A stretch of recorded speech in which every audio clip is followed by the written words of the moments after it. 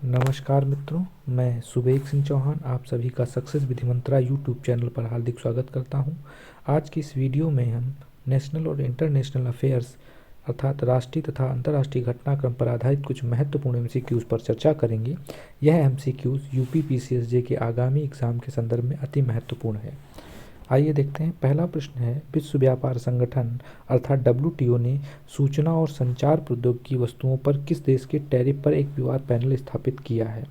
Option A रूस, option B चीन, option C USA America, option D Bharat.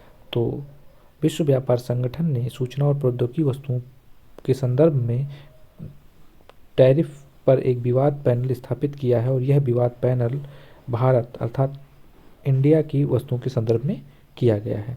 आइए व्याख्या देखते हैं। Option D Bharat. विश्व व्यापार संगठन डब्ल्यूटीओ ने मोबाइल फ़ोन, कैमरा, हेडफोन जैसे सूचना और संचार प्रौद्योगिकी वस्तुओं पर भारत में टैरिफ पर एक विवाद पैनल स्थापित किया है। डब्ल्यूटीओ द्वारा इस पैनल की स्थापना यूरोपीय संघ के अनुरोध पर की गई है। अगर हम डब्ल्यूटीओ की स्थापना की बात करें तो डब्ल्यूटीओ की स्थापना 1 जनवरी 1995 को हुई थी और इसका मुख्यालय जिनेवा स्विट्जरलैंड में है और इसकी 7वीं निदेशक यानी वर्तमान में इसकी निदेशक ओकोजी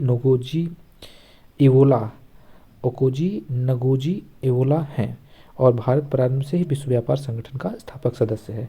अगर हम डब्ल्यूटीओ के पहले की बात करें तो डब्ल्यूटीओ के पहले एक ऑर्गेनाइजेशन काम करता था, गैट यानी general agreement on trade and tariff.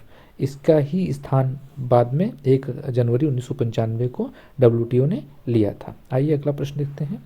अगला प्रश्न है, वर्ष 2020 में उत्तरी कोरिया में आए तूफान का नाम क्या है? निसर्ग, मेषाक, हैशेन और मेंडास। तो सही ऑप्शन हो जाएगा मेषाक। वर्ष 2020 में उत्तर कोरिया में आए तूफान का नाम मेषाक है। आइए व्याख्या देखते हैं। मेषाक या मैस्क, जो मैसाक टर्म है वो मैस्क कंबोडियन शब्द मैस्क से बना हुआ है और यह एक शक्तिशाली तूफान उत्तर कोरिया से टकराया और इस क्षेत्र में भारी बारिश और बाढ़ लाया। कोरियाई प्रायद्वीप से टकराने वाले मेसाक से एक सप्ताह में दूसरा तूफान है। इससे पहले बावी नाम की एक शक्तिशाली तूफान ने अगस्त 2020 के अंतिम सप्ताह में देश में दस्तक दी थी। तो मेसाक उत्तर कोरिया में तूफान आया। अगला प्रश्न है, हाल ही में किस देश को महिलाओं की स्थिति पर गठित आयोग का सदस्य चुना गया है? चीन, option B Bharat, option C Britain, option D America. तो ये भारत, ऑप्शन बी हमारा सही हो जाएगा। भारत को देश महिलाओं की स्थिति पर गठित आयोग का सदस्य चुना गया है। आइए व्याख्या देखते हैं।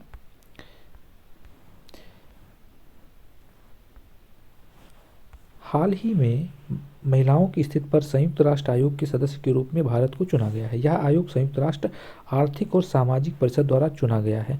महिलाओं की स्थिति पर 54 सदस्यीय आयोग संयुक्त राष्ट्र आर्थिक सामाजिक परिषद का एक कार्यात्मक निकाय है। एशिया प्रशांत राज्यों में 2 सीटों के लिए चुनाव हुए जहाँ भारत, अफगानिस्तान और चीन ने चुनाव लड़ा था जिसमें भारत ने विजय प्राप्त की है। अगला प्रश्न देखते हैं। हाल ही में भारत ने आशायित प्रकोप के चलते किस पड़ोसी देश को खसरा और रूबेला टीकों की खेप सौंपी है? ऑप्शन का नेपाल, ऑप्शन खा श्रीलंका, ऑप्शन गा Maldives, option D Bangladesh. Option घा बांग्लादेश। तो सही आंसर हो जाएगा मालदीव। भारत ने हाल ही में मालदीव को रूबेला और खसरा और रूबेला टीकों की खेप सौंपी है और यह जो खेप सौंपी गई है यह आशंकित खतरे के संदर्भ में की गई है। आइए व्याख्या देखते हैं। व्याख्या गा मालदीव। भारत ने द्वीपीय देश मालदीव को खसरा और रूबेला के टीकों की 30,000 से अधिक खुराकें भेजी हैं। इससे पहले मालदीव ने टीकों के लिए डेनमार्क और यूनिसेफ से संपर्क किया था लेकिन उन्होंने मना कर दिया। इसके बाद भारत ने मालदीव को खसरा और रूबेले के टीकों की 30,000 की खुराकें भेजी हैं। आइए अगला प्रश्न देखते हैं। प्रश्न नंबर 5 है, हाल ही में संयुक्त राष्ट्र अमेरिका ने कातिब हिजबुल्लाह मिलिशिया हमला किया था। यह किस देश में स्थित है? तो संयुक्त राष्ट्र अमेरिका ने यूएसए ने कातिब हिजबुल्लाह मिलिशिया नामक स्थान पर हमला किया था। यह किस देश पर स्थित है? Option A Iraq, option B Israel, option C Afghanistan, option D Lebanon. तो जो कातिब हिजबुल्लाह मिलिशिया है यह इराक में स्थित है, इराकी, क्योंकि इराक में अमेरिका के एक नागरिक की हत्या कर दी गई थी, इसका बदला उसने कातिब हिजबुल्लाह मिलिशिया पर हमला करके लिया था। आइए व्याख्या देखते हैं। इराक ऑप्शन का सही हो जाएगा कि हाल ही में अमेरिका ने अपने नागरिक की हत्या के बदले के रूप में इराकी मिलिशिया कातिब हिजबुल्लाह के ठिकानों पर हवाई हमले किए थे। अगला प्रश्न देखते हैं। रॉबर्ट एवेला हाल ही में किस देश के प्रधानमंत्री चुने गए हैं? रॉबर्ट एवेला, ऑप्शन का लेबनान, ऑप्शन का माल्टा, ऑप्शन का अल्जीरिया, ऑप्शन डी या घा केन्या। तो सही आंसर हो जाएगा ऑप्शन बी माल्टा। रॉबर्ट एवेला कहाँ के प्रधानमंत्री चुने गए हैं? रॉबर्ट एवेला माल्टा के प्रधानमंत्री चुने गए हैं। रॉबर्ट एवेला माल्टा के प्रधानमंत्री हाल ही में चुने गए हैं। आइए व्याख्या देखते हैं। माल्टा। अगला प्रश्न है, हाल ही में यूनेस्को द्वारा किस देश के खाद्य उत्पाद बैगवेट को अमूर्त सांस्कृतिक विरासत का दर्जा प्रदान किया गया है? तो option A Bharat, option B संयुक्त राज्य America, option C Japan, option D France. तो बैगवेट जो को अमूर्त सांस्कृतिक विरासत का दर्जा यूनेस्को यानी United Nations Educational, Scientific and Cultural Organization ने प्रदान किया है। तो ये प्रदान किया है फ्रांस। ऑप्शन डी हमारा सही हो जाएगा। फ्रांस के बैगवेट को अमूर्त सांस्कृतिक विरासत का दर्जा प्रदान किया गया है। यूनेस्को यूएनओ का एक एजेंसी है जो शैक्षिक, सांस्कृतिक और वैज्ञानिक क्षेत्र में काम करती है। आइए व्याख्या देखते हैं। फ्रांसीसी बैगवेट जो एक प्रकार की रोटी होती है को हाल ही में यूनेस्को द्वारा अमूर्त सांस्कृतिक विरासत का दर्जा प्रदान किया गया। यह बाहर से क्रस्टी व मध्य में नरम वाली एक रोटी है और फ्रांसीसी जीवन का एक अनिवार्य हिस्सा है। अगला प्रश्न देखते हैं। हाल ही में किस भारतीय राज्य ने अपने सकल राज्य घरेलू उत्पाद को दोगुना करने हेतु प्रबंधन सलाहकार मैकिन्से, विश्व के प्रबंधन सलाहकार मैकिन्से को नियुक्त किया है? Option A Uttar Pradesh, option B Uttarakhand, option C Gujarat, option D Himachal Pradesh. तो हमारा सही आंसर हो जाएगा उत्तराखंड ने अपने राज्य की सकल घरेलू उत्पाद को दोगुना करने के लिए अंतर्राष्ट्रीय प्रबंध सलाहकार मैकिन्से को नियुक्त किया है। आइए व्याख्या देखते हैं। उत्तराखंड राज्य ने अगले 5 वर्षों में 15% CSGR प्राप्ति लक्ष्य हेतु वैश्विक प्रबंधन सलाहकार मैकिन्से को काम पर रखा है। राज्य सकल घरेलू उत्पाद को 2.73 लाख करोड़ रुपए से बढ़ा करके 5.5 लाख करोड़ रुपए करने का लक्ष्य है। मैकिन्से ने सशक्त उत्तराखंड मिशन के तहत राज्य सरकार के साथ 2 वर्ष का समझौता किया है। तो मैकिन्से बढ़ाएंगे उत्तराखंड की GDP को दोगुना। अगला प्रश्न है, हाल ही में 1 दिसंबर 2022 को मनाए गए विश्व एड्स दिवस 2022 का विषय अर्थात थीम क्या थी? ऑप्शन ए जागरूकता, ऑप्शन बी संयम रखना, ऑप्शन सी समानता लाना, ऑप्शन डी सहानुभूति रखना। तो सही आंसर हो जाएगा ऑप्शन सी समानता लाना। तो विश्व एड्स दिवस जो कि 1 दिसंबर को प्रतिवर्ष मनाया जाता है और 1 दिसंबर 2022 को मनाए गए विश्व एड्स दिवस में समानता लाना, टू इक्वलाइज, इस बार की थीम थी। आइए व्याख्या देखते हैं।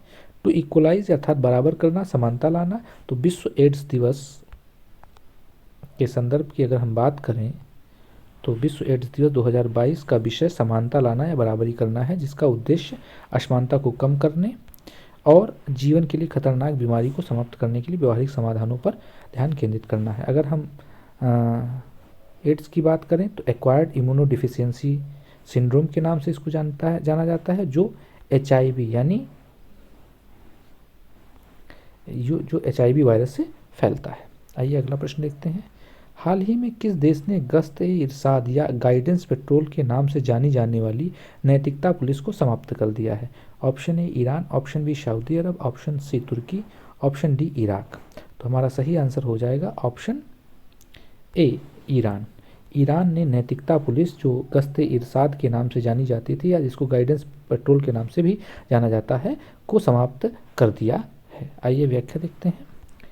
वो ईरान ने 2006 में स्थापित नैतिकता पुलिस, जिसे गश्त-ए इरशाद या गाइडेंस पेट्रोल के नाम से जाना जाता था, समाप्त कर दिया गया है। 22 वर्षीय मईसा अमीनी की हिरासत में मौत से सार्वजनिक आक्रोश पैदा हो गया है और इसे समाप्त करना पड़ा। महसा अमीनी को तेहरान से नैतिकता पुलिस ने कैद में लिया था और ऐसा माना जा रहा था कि जो गश्त-ए इरशाद है या गाइडेंस पेट्रोल है या नैतिकता पुलिस है, यह महिलाओं के विरुद्ध कठोरता से पेश आ रही है। इस कारण जनाक्रोश पैदा हुआ और इस कारण 2006 में स्थापित नैतिकता पुलिस को ईरान ने समाप्त कर दिया है। अगला प्रश्न है, G20 फाइनेंस और सेंट्रल बैंक डेपुटीज यानी FCBD की पहली बैठक की मेजबानी कौन सा भारतीय शहर कर रहा है? चूंकि पहली है तो इसलिए महत्वपूर्ण हो जाता है। Option A Delhi, option B Bengaluru, option C Ahmedabad, option D Lucknow. तो हमारा सही आंसर हो जाएगा बेंगलुरु, ऑप्शन बी। तो finance and central bank deputies की पहली बैठक की मेजबानी बेंगलुरु कर रहा है। आइए व्याख्या देखते हैं।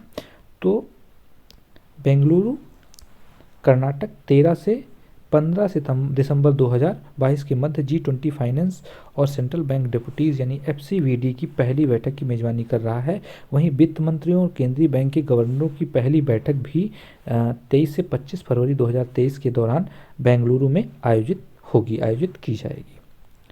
अगला प्रश्न देखते हैं। हाल ही में किस देश ने अरब जगत का पहला चंद्र रोवर राशिद लॉन्च करने में सफलता प्राप्त की है? परीक्षा में ऐसा प्रश्न पूछा जा सकता है, राशिद क्या है? तो यह चंद्र रोवर है और कहाँ का है? अरब जगत का पहला चंद्र रोवर है। और ये किस देश ने लॉन्च किया है? ये लॉन्च किया है UAE यानी संयुक्त अरब अमीरात। UAE को हम संयुक्त अरब अमीरात के नाम से भी जानते हैं, संयुक्त अरब और अरब अमीरात, तो जिसका प्रमुख शहर क्या है? दुबई। अमीरात, संयुक्त अरब अमीरात यानी UAE ने राशिद नाम के चंद्र रोवर को लॉन्च करने में सफलता प्राप्त की है। आइए व्याख्या देखते हैं।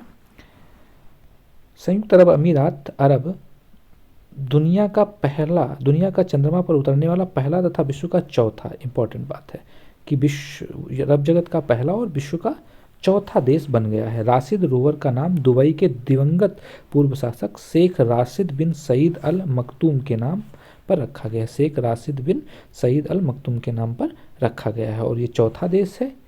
UAE विश्व का चौथा, वर्ल्ड्स फोर्थ और अरब जगत का पहला देश है। अगला प्रश्न देखते हैं। वर्ष 2030 तक भारत ने कितने प्रतिशत कार्बन तीव्रता को कम करने का लक्ष्य निर्धारित किया है? Option A 15%, option B 25%, option C 35%, option D 45%। तो हमारा सही आंसर हो जाएगा 45%। भारत ने 2030 तक 45% कार्बन तीव्रता को कम करने का लक्ष्य निर्धारित किया है। आइए व्याख्या देखते हैं। 45%। संसद ने ऊर्जा के गैर जीवाश्म स्रोतों को अनिवार्य करने और भारत में घरेलू कार्बन बाजार स्थापित करने के लिए ऊर्जा संरक्षण संशोधन विधेयक पारित किया। इसमें 2030 तक भारत की कार्बन तीव्रता को 45% तक कम करने का लक्ष्य रखा गया है। आइए अगला प्रश्न देखते हैं। किस भारतीय राज्य ने अंतरजातीय अंतरधार्मिक विवाह परिवार समन्वय समिति की स्थापना की है? Option A Gujarat, option B Madhya Pradesh, option C Maharashtra, option D Karnataka. तो हमारा सही आंसर हो जाएगा महाराष्ट्र। महाराष्ट्र ने अंतरजातीय और अंतरधार्मिक परिवार समन्वय समिति, अंतरजातीय अंतरधार्मिक विवाह परिवार समन्वय समिति की स्थापना की है। किसने? महाराष्ट्र ने। महाराष्ट्र में हुई है। तो आइए व्याख्या देखते हैं।